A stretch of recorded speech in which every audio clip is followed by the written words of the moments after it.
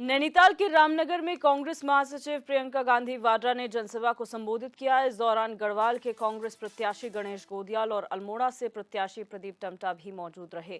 प्रियंका गांधी वाड्रा ने न्याय संकल्प रैली को संबोधित करते हुए बीजेपी की सरकार पर हमला बोला। उन्होंने कहा कि मोदी झूठ बोलते हैं। हिमाचल में भी कहा था कि मेरा आपसे लगाव है, लेकिन जब आपदा आई, लोग संकट में थे, तब उन्होंने कुछ नहीं किया।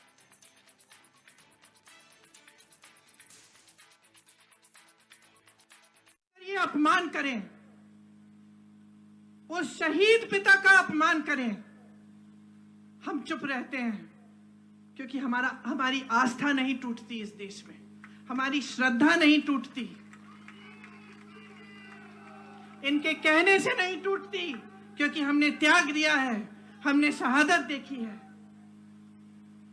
चाहे कितनी भी गालियां दें, चाहे कितना भी करें, ये हमारे संघर्ष को समझ नहीं सकते और ये हमारी श्रद्धा, हमारे देश के प्रति प्रेम को कभी नहीं समझ सकते। हमारे देशभक्ति को ये देशद्रोह कहे, हमें कुछ भी कहें, हम चुप रहते हैं। हम चुप इसलिए रहते हैं क्योंकि श्रद्धा दिल में है, असली श्रद्धा है, असली आस्था है, नाम के लिए नहीं है, चुनावी भाषणों के लिए नहीं है, राजनीति के प्रयोग के लिए नहीं है, अपनी सत्ता के लिए इस्तेमाल के लिए नहीं है, सच्ची श्रद्धा है। इन्होंने अपने भाषण में ओआरओपी की बात की, सैनिकों की बात की, आपको बधाई दी कि आपके प्रदेश ने इतने सारे सैनिक सरहद पे भेजे। भाषण की बात है। अग्निवीर कौन लाया और क्यों लाया? क्यों लाए? उत्तर प्रदेश, उत्तराखंड, राजस्थान, हरियाणा में नौजवान बच्चे दौड़ लगाते हैं, वर्जिश करते हैं, परिश्रम करते हैं सेना में जाने के लिए।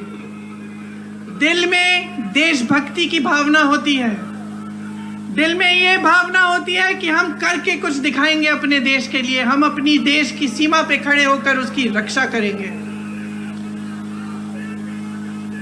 मोदी जी ने तय किया कि अग्निवीर जैसी योजना आएगी, सेना में भर्ती 4 सालों की होगी।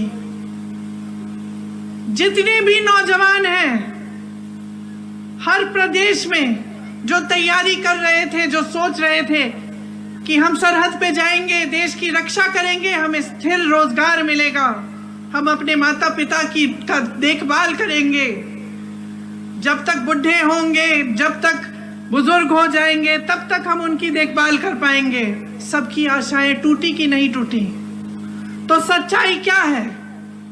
सच्चाई मोदी जी का राजनीतिक भाषण है जिसमें वो जवानों की बात करते हैं, ओआरओपी की बात करते हैं कि उनके कार्यों में है। जब वो अग्निवीर लाते हैं, जब नौजवानों की आशाएं तोड़ते हैं, तो ये सच्चाई है कि नहीं?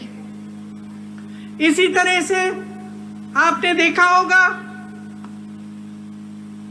कि यहाँ पे पर्यटन की बातें करते हैं, कहते हैं कि पर्यटन की बहुत स्कीम गिना देते हैं आपको, लेकिन सच्चाई क्या है? सच्चाई आपके जीवन है, सच्चाई आपका संघर्ष है, सच्चाई आज की बेरोजगारी है, सच्चाई आज की महंगाई है। आपके बच्चे पढ़ते हैं, इम्तिहान देते हैं, पेपर लीक हो जाता है, घोटाला हो जाता है, 20-20 लाख की नौकरियां बिक जाती हैं। किसके राज में हो रहा है ये? 10 सालों से किसका राज है? कितना दोष देते रहेंगे कांग्रेस पार्टी को? 10 सालों से तो कांग्रेस पार्टी का राज नहीं है ना, 10 सालों से इन्हीं की पूर्ण सत्ता है, पूर्ण बहुमत रही है। कहते हैं 400 पार और बहुमत चाहते हैं और सत्ता चाहते हैं। 10 सालों में इन्होंने क्या किया है? कहते हैं 75 सालों में कुछ नहीं हुआ। अगर कुछ नहीं हुआ होता तो यहाँ उत्तराखंड का इतना हुनर कहां से आया?